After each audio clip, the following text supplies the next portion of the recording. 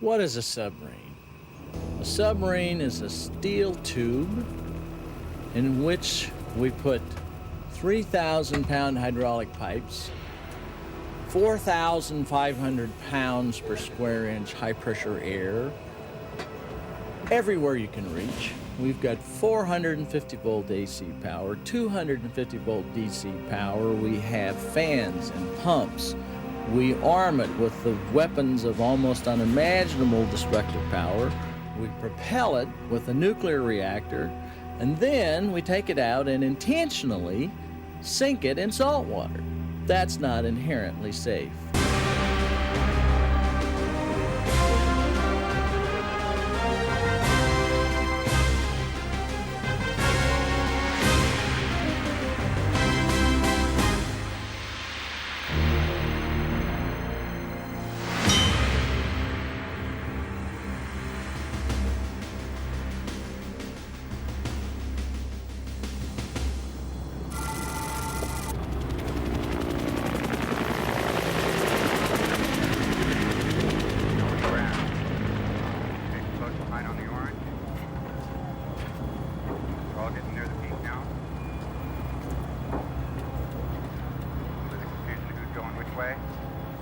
The latest Los Angeles-class fast attack submarine is limited in its capability by only one thing: how much food she can carry. Usually, it's 60 days' supplies for her crew of almost 150. Getting them on board is a tricky maneuver.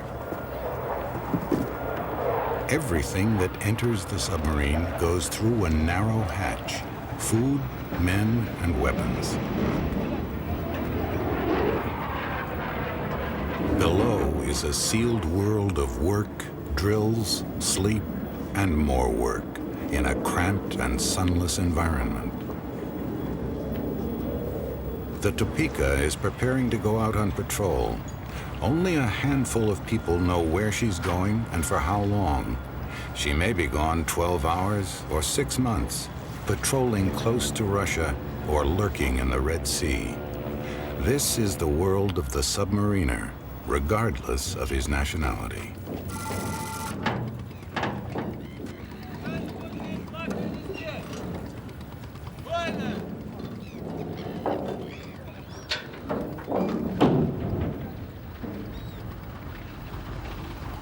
The former Soviet Union still has the largest submarine fleet in the world, though much of it consists of aging diesel electrics, like this Foxtrot.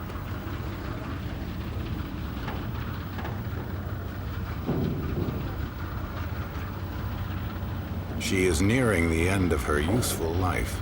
Nonetheless, this patrol could take her as far as the Mediterranean, and for 6 months.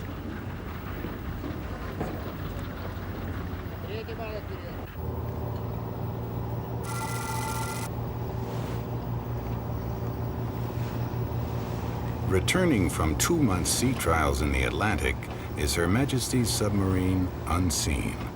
She is also a diesel electric and is the Royal Navy's most modern non-nuclear submarine. Submarines have always inspired both fascination and fear. Their movements remain closely guarded secrets, and the lives of the men aboard a mystery. They all belong to a closed society, members of an exclusively male club.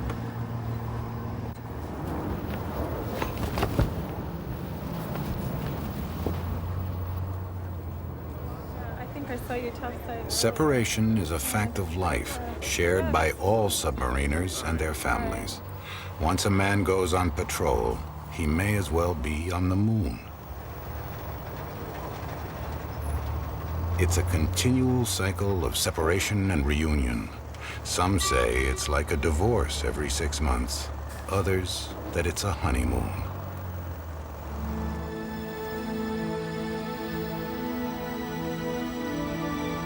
I'm not married myself, but my views on the Navy itself, as far as marriage is concerned, and going to sea, I think it does put a lot of pressure on a marriage. When a ship goes to sea, like the ones out here, the most expended sea actually at sea maybe 5 or 6 days before they pull into a port. We go out, we might spend 6 to 8 weeks at sea. The only people you see are the people you see around you now. That's it all the time. You can't contact your family, you can't write to them. It must be there. Hard to leave the family, hard to leave the children. I have 2 little ones, a 1-year-old and a 2-year-old. They don't really understand 6 months, but even when I'm only gone for a week, they know when I'm gone for a few days, and they start asking Mom, where's Daddy, and that sort of thing. Standing in the front window, where's Daddy, when's he coming home, why's Daddy not here for dinner? I feel kind of sad because you see him for a while and then he takes off, and then he comes back and then he takes off. I like it when he comes back, and I don't like it when he leaves. There's Daddy! When his boat moves away from the dock, a submariner enters a world which he cannot share with anyone except those around him. By tradition, submarine service is the most secretive among the military in any country.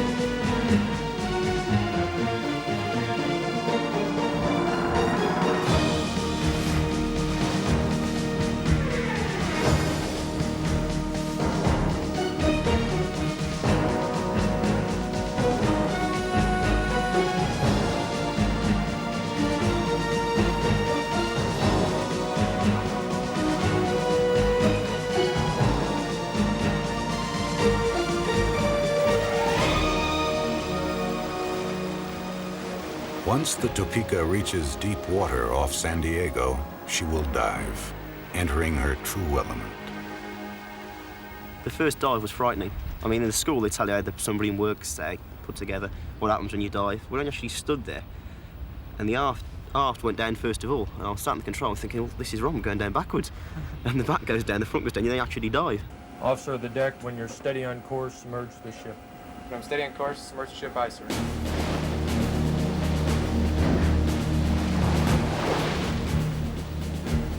Operating a submarine requires precision teamwork.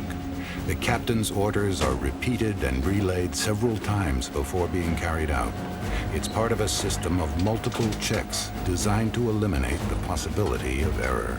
Diving officer, submerge the ship to 150 feet. Submerge the ship to 150 feet, aye, sir. Driving also was 2 bloods, huh? Dive! Dive! Dive! Dive! To submerge his ship, a submariner must do what every surface sailor dreads: take water on board. Ballast tanks are flooded for extra weight, and diving planes steer the boat below. Achieving what's called neutral buoyancy is a fine balance between submerging and sinking. Deck's awash. Next wash, aye, sir. Full dive in the bow planes. Establish a 3-degree down bubble. 7-2. Technically, it would be possible to automate many of these functions. But when a submarine operates as deep as 1,500 feet, a minor mechanical problem could push it to crushing depth. Though quicker to identify emergencies, computers cannot combat them. As in the cockpit of an aircraft, there is no room for mistakes.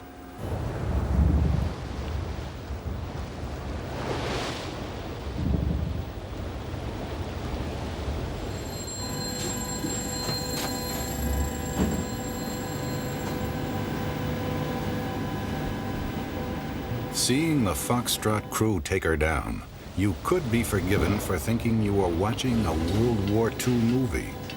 But once again, rigorous teamwork is everything. More than in any other branch of naval service, each man relies absolutely on his crewmate to do his job correctly. Submariners of all navies know their lives depend on each other. Whoever else may be friend or foe, they share a common enemy. The submariner has only one enemy, and that's all around him, the immensely powerful and utterly implacable sea. The United States Navy suffers a tragic disaster. A drama of sorrow is written when the submarine Squalus plunges to the bottom of the sea off the North Atlantic coast. Historically, submarining has proved a dangerous business, reflected in the tradition of hazardous duty pay. Even peacetime brings its own disasters, as in the case of the Squalus. Risked his life to help save the 33 survivors, now reports everything in readiness for the venture.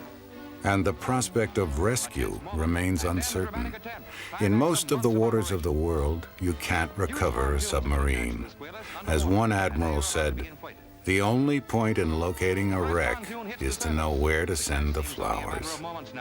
More air is forced into the pontoon and something's wrong. The second pontoon has broken loose. The churning water is a bad sign, and the fears of the rescue workers prove well-founded as the Squalus breaks water momentarily, only to slip silently back to its ocean bed tomb.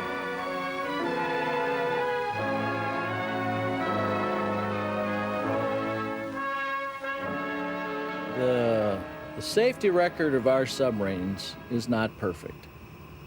In particular, we have lost 2 nuclear submarines over the course of the program, the Thresher in 1963 and the Scorpion in 1968 were very significant events in our program. It was in April of 1963 that the Thresher made her last dive and became the watery tomb for a crew of 129 men. The Thresher was the deepest diving combat submarine in the world. Her loss, caused by flooding and a reactor shutdown, was a tragic reminder that submarines operate alone in an environment as unforgiving as space. There is no margin for mistakes in a submarine. You're either alive or dead. Offshore the deck, reverse course to the right using a 25-degree rudder angle.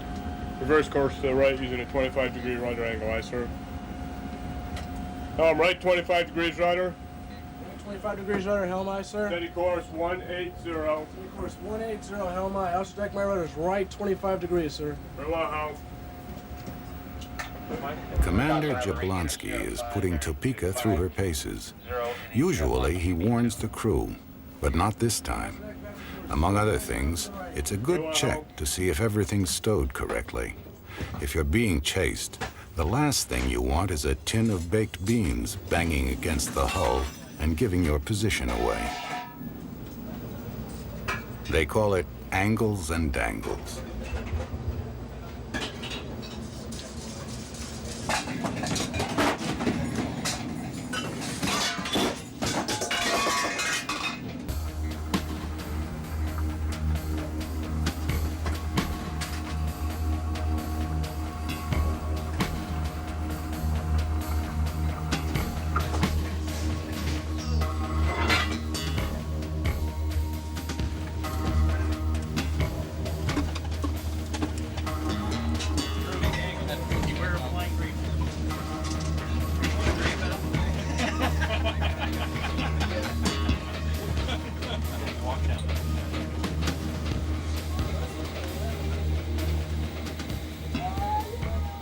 To this day, the U.S. Navy will only admit to speeds in excess of 20 knots.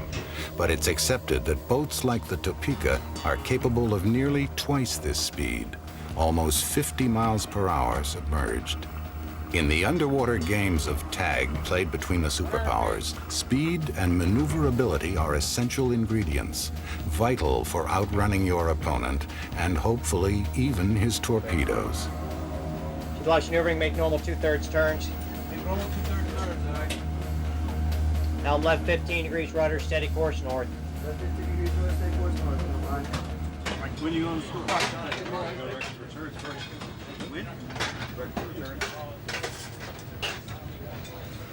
Petty Officer Shaw is a nuclear engineer. His workspace is aft of the crew's mess and occupies almost half of the boat. It's a classified area where no cameras are allowed. Beyond this door is the heart of the Topeka, the nuclear reactor. Highly radioactive uranium generates intense heat, which superheats water in a separate loop of pipes to produce steam. This drives a turbine to create electricity, which in turn powers the propeller. Although nuclear safety is taken very seriously, there's a friendly rivalry about the pros and cons of working on nuclear as opposed to diesel-electric boats. They call us nuke flukes. We call them diesel weeds because of the smell I get from them, and they come alongside. We're the real submariners. I mean, as you can see over there, we were the forerunners of the submarines, and then these like just come along and take all the limelight, so to speak. You know. The thing is, they call themselves proper submariners, and these diesel boats in the background, they spend most of the time on the surface. So, you know, I rest my case. They're dependent on the surface. Nuclear boats make our own air, our own water. We don't need the surface at all. When we dive, we stay dived for as long as the food lasts. That's the only limit to how long you stay dived. Your food. Yeah, but I don't turn off the lights and glow in the dark, do I? You know, which is what's going to happen with you. I mean, you're that close to a nuclear reactor. I mean, you know. When I started this, I had no idea what I was getting into. I had the same ideas about glowing people and material and all that stuff. That's really not how it is at all. It's very safe. Every person in the engineering department, in fact, everyone on the boat, on the entire submarine, wears dosimetry. It measures the doses that radiation that they get. Mine is something like this right here. It's a small thing I wear on my belt, and it measures the amount of gamma neutron radiation I get. The U.S. Navy is intensely sensitive to public perceptions of nuclear power and the safety of its men. But unanswered questions remain about the effects of exposure and the potential danger of nuclear submarines in heavily populated ports. Even the welfare of civilian refit workers is now a matter for debate. Safety is the biggest aspect. Safety is everything, and the entire boat is designed to keep everything in the boat if anything happened. Russian nuclear submarines have a poor safety record, despite the claims of their designers. You ask me my assessment of the radiation hazard on board this boat. I tell you, in fact, that, strange as it may seem, the level of radiation on board nuclear-powered submarines is lower than what you and I are exposed to when we walk around the city.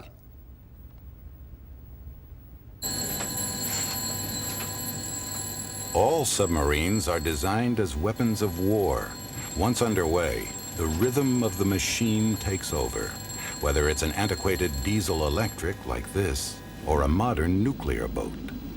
Priority is given to the propulsion and weapon systems. On a deck built for missile tubes, living quarters must be crammed into the spaces left over. Never heard it? She's about 5'6", long blonde hair. She dances all the time. A submariner's life is unique in the military. Unlike the aviator or the tank driver, he doesn't park his weapon at the end of the day. He lives inside the machine. They used to call them sewer pipe sailors. But nowadays, atmosphere control is rigorous, apart from indulging smokers. Aerosols, luminous watches, and even boot polish are forbidden, lest they contaminate the closed environment. Fresh oxygen and water are made from the sea. 5 more! They say the food is the best in the service, but unlike the Royal Navy, no alcohol is allowed on board. Enlisted men eat the same as the officers, but there's a chow line rather than silver service.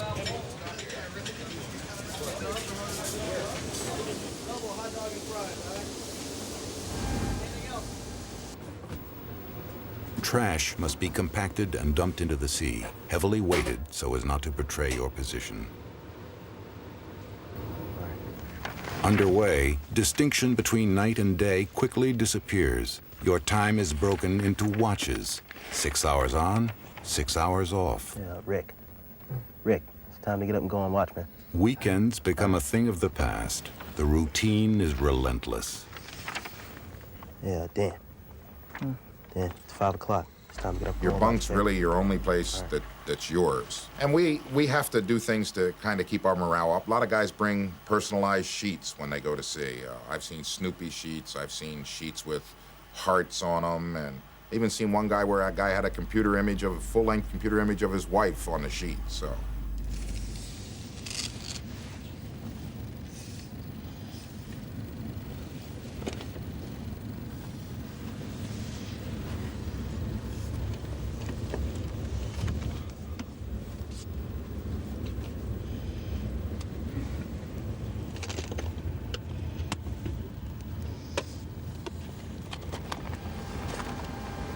there's very little privacy on board. Okay. There's none. Well, no, you Well, do the have only- some. You have your rack. Yeah, that's the only place on board that you can really, go and get your thoughts together if you've had a really stressed out day. You just have to jump in it and close the curtain, and that's all you got as far as privacy. Yep, that's it. The rest of it is share. And share alike. Share alike, there you go. I got some in my rack.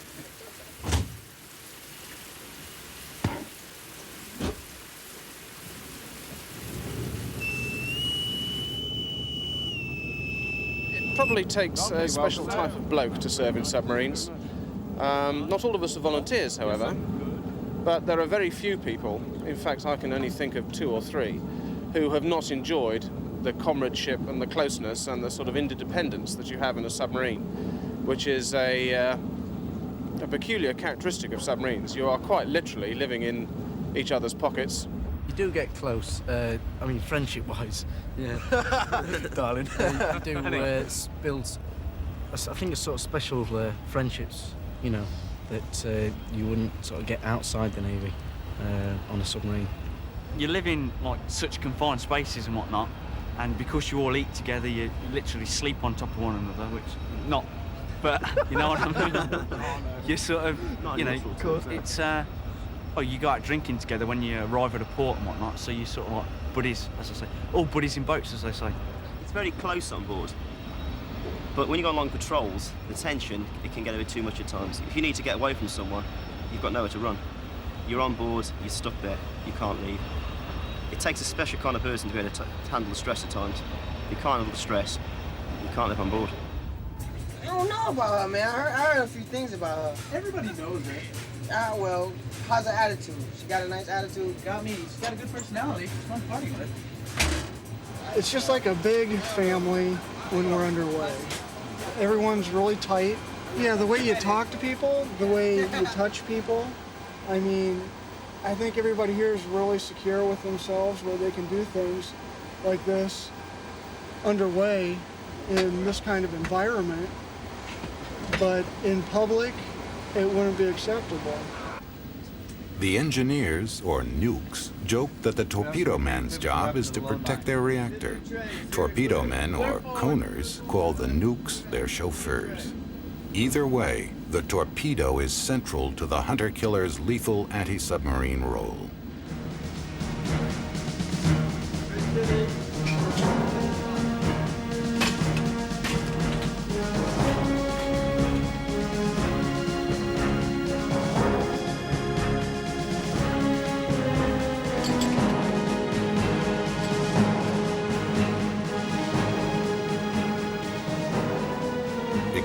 Sophisticated active sonar, a Mark 48 torpedo is guided to its target by 20,000 yards of wire.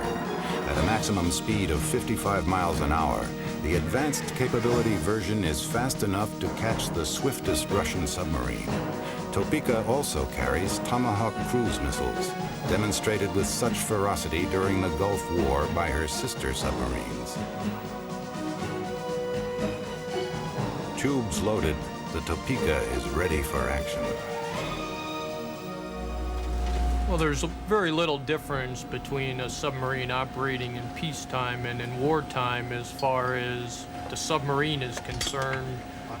We are going out and we are covert. We are doing the same type of missions. We do everything up to the point of actually firing our weapons, and that is one of the reasons why our readiness is so high, is that when we go into an area, we're not detected. No one knows we're there, so we can conduct our operation just as if we had a wartime mission in that area. This is the captain.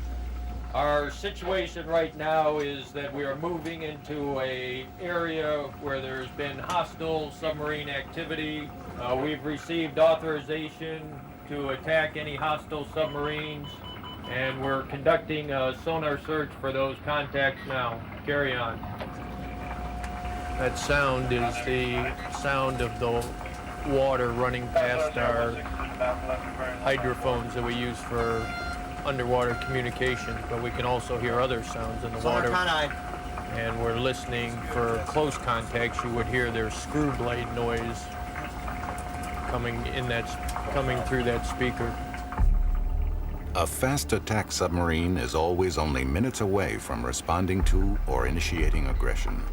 At the same time, she might spy on enemy maneuvers or intercept their underwater communication systems. Essential to all this is stealth, remaining undetected. It requires a state of constant alert. Commander Jablonski's first priority in wartime would be destruction of enemy boomers before they could launch their nuclear missiles. This might involve intricate maneuvers under the polar ice cap, traditional territory for Russian submarines.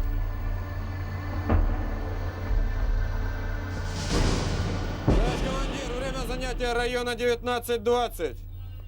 Боцман, держать 26 метров. Боцман, держать 25 метров. Ballistic missile submarines, like the Typhoon, operate to a different rhythm. Much of their time is spent simply hiding.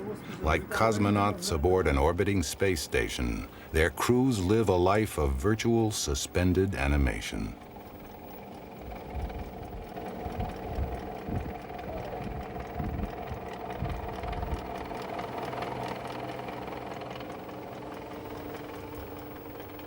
But not even Jules Verne pictured life like this at the bottom of the sea.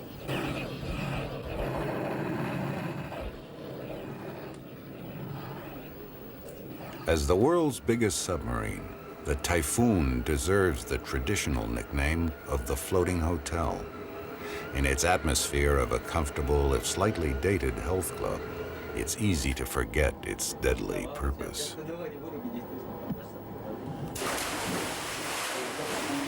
It's one way of maintaining crew morale, despite very low pay, uncertainty about the future, and poor conditions at home.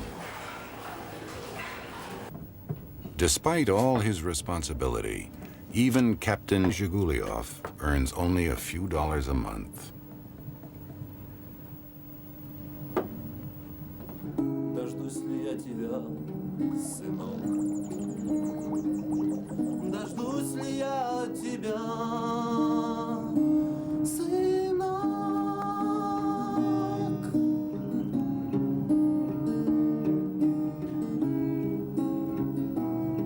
And then there's the traditional fringe benefit of the nuclear submariner.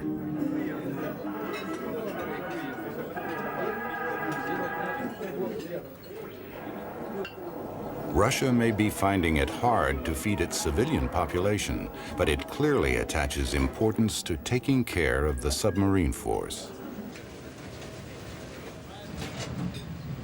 Little things are important out there. The cooks burn chow, the whole crew gets pissed. Can't show the movie when you want to. Upsets people. We mess with each other a lot. We'll know something agitates a guy, so we'll do that to agitate him just to get to him.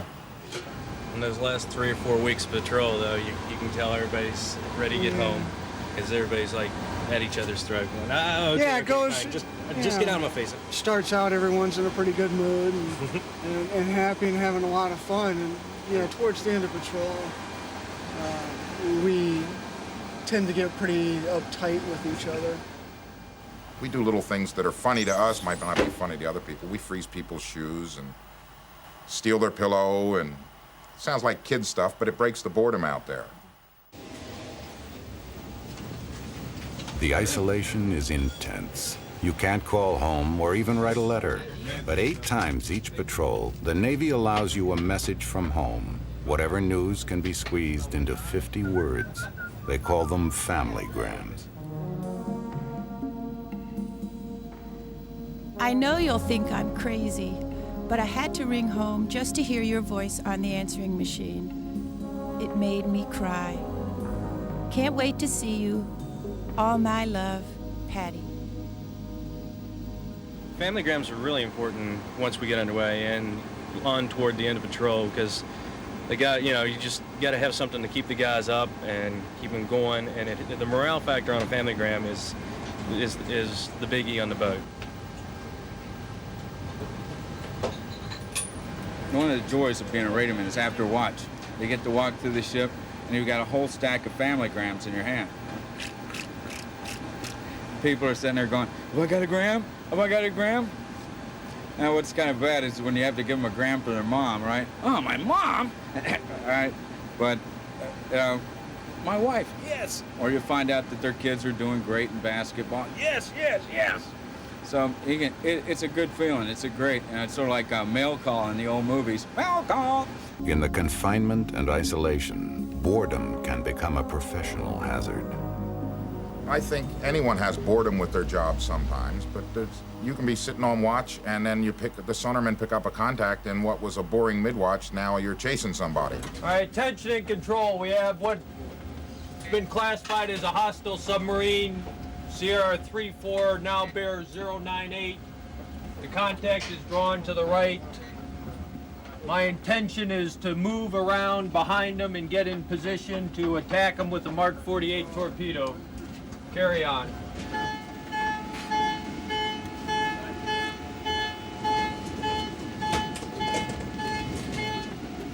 Man battle stations.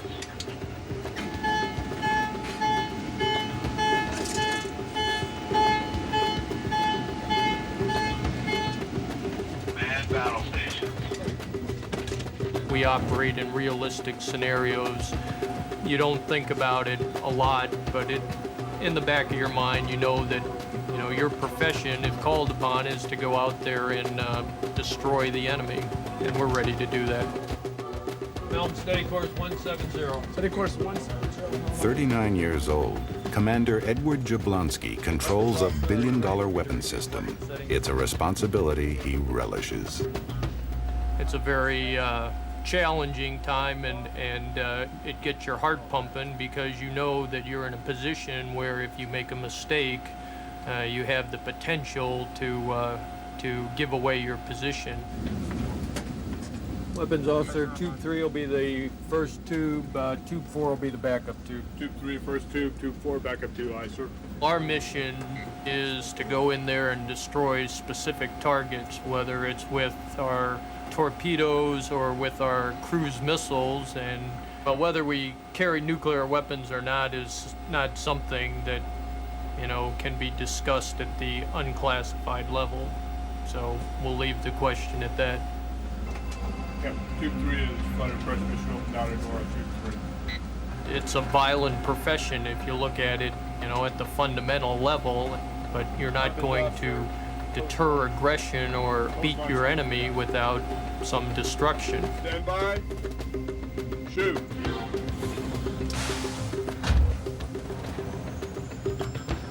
Bitter course 180. Very well, weapons. That's full fun. 600 here.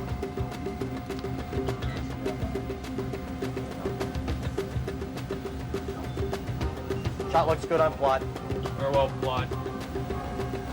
Officer deck. Secure from battle. Secure from battle stations, aye. Keep a watch on the 1FC secure battle stations. Secure battle stations. All stations con slowing. Machine 150 feet. Preparation to come to periscope depth. Well, this is clearly the best submarine in the world. I mean, there is no comparison as far as I'm concerned. There's no other platform that I would want to be on if the shooting started. We could take on and defeat anything that's out there. Officer of the deck, proceed to periscope depth. For months on end, the captain alone will decide on the submarine's operations, reporting his results only on return to base. Constant drilling, like this anti-submarine exercise, keeps the edge on his men during the long periods of confinement. Tough, ruthless training isn't just to gain professionalism. It's because there's another kind of pressure. It's not just the sea that exerts pressure, it's the circumstances, the psychological pressure. Aboard the submarine Haddock, the Navy's Operation Hideout draws to a close after 2 months of being sealed below decks for the 23-man volunteer crew.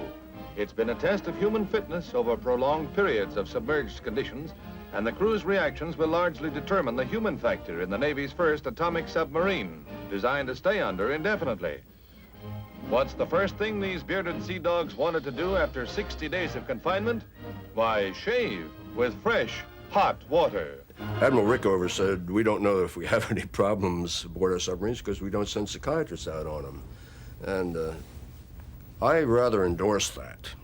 The atomic submarine Nautilus cruised under the Arctic ice and the North Pole itself. An historic underwater voyage from Hawaii to England. We had a psychiatrist, for example, on board the Nautilus when it went under the pole. And looking for the stresses of the people. The stresses aren't there. The people aren't stressed in submarine operations. If they are, they won't get in them or they'll get out of them. The only person stressed on Nautilus was the psychiatrist because the crew teased him so much. One place I went when I was on one submarine, we had very limited amount of water underneath us, and we had very limited amount of water above us because of the polar ice. And the job you did then was very, very important, and one mistake and everything could be gone. You either hit the bottom or you hit the ice. So it's stressful being out there all by yourself. The pressure of separation contributes to the highest divorce rate in the armed services. One of the bad things about submarining in general is usually each run you're going to wind up with maybe 2 to 3 divorces. After a while of reading the same grams over and over again, you can see when there's a problem. The family grams, they lose the warmth. After a while of reading them, you kind of sit there and you don't really want to give the guy the gram. With bad news, most of the time it's better if you don't hear about it, because there's nothing you can do about it. I mean, you're still going to be out there on patrol, you're going to be doing your job, and if you don't know about it, you're better off, until you get back. The people who survive that pressure and perform really well are those who've had the toughest training. Sometimes people say, okay, how do they release that pressure? Well, I can tell you the best way by far. It's sex. Wives and girlfriends are really crucial to submariners. Now for a more intimate and personal welcome from wives and children, families and friends. A scene in which America joins while echoing the Navy's traditional words of praise, well done, very well done. Some of the wives get awful lonely, and they want to let their husbands know that they're lonely. So they'll sit there and you'll get some spicy family grams, and not too to the point of being vulgar, but slightly risque. Something like, I can't wait to wrap my loving arms and legs around you, or something to that effect. Or, can't wait for you to bring home you can have a special dinner ready for you. Can't wait for you to bring home the meat, things to that effect. And those kind of grams will chop out the names so that no one gets embarrassed, to protect the innocent or guilty or whatever. And those become the family grams of the week. We post those down on the mess deck so everybody can get a laugh out of them. If it weren't for the grams, sometimes we'd go insane.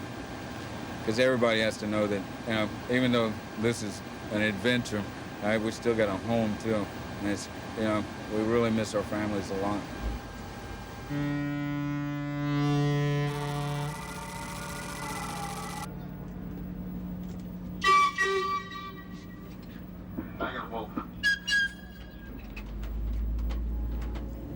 Typically, this is the hardest part of a submarine family's life.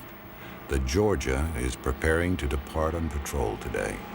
When they say goodbye in a couple of hours' time, her crew and their families will not see each other for 3 months.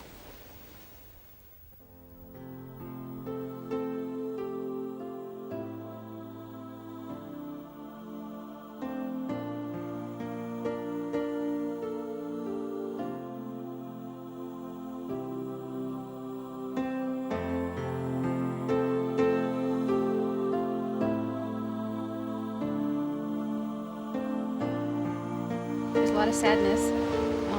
He's been in for almost 14 years, and you kind of get used to it, but then you don't. And then it'll probably hit me tonight that, oh, I'm going to be by myself with these two.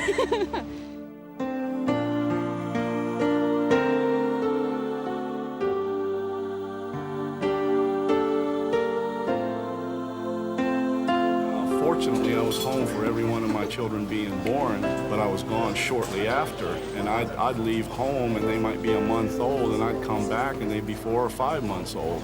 And in some cases, 6, 7 months old. That's just real hard, missing the children growing up.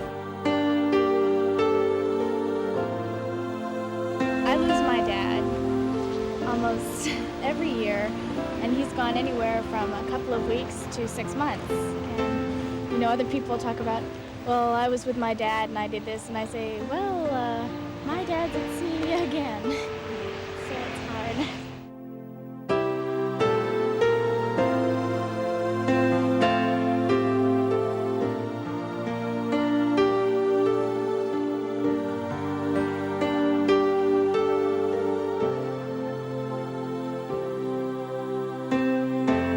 We usually try to do something different each patrol that they go on.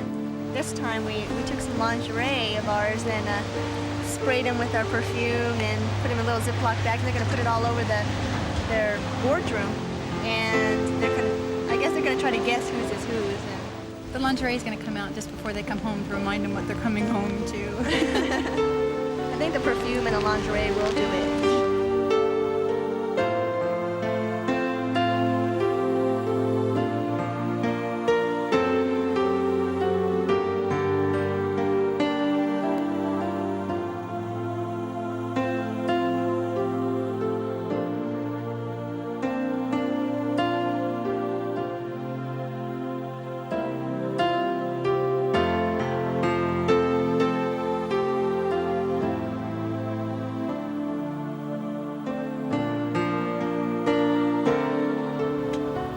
Leaving the family is really hard.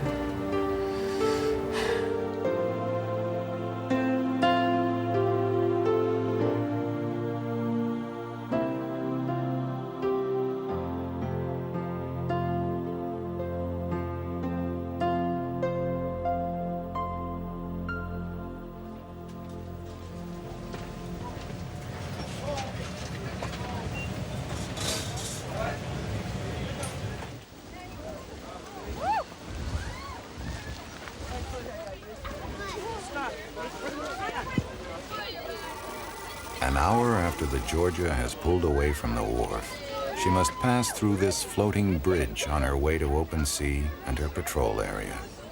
For wives and families, it's the last glimpse of the submarine with their men on board. And by tradition, some gather here for a final farewell.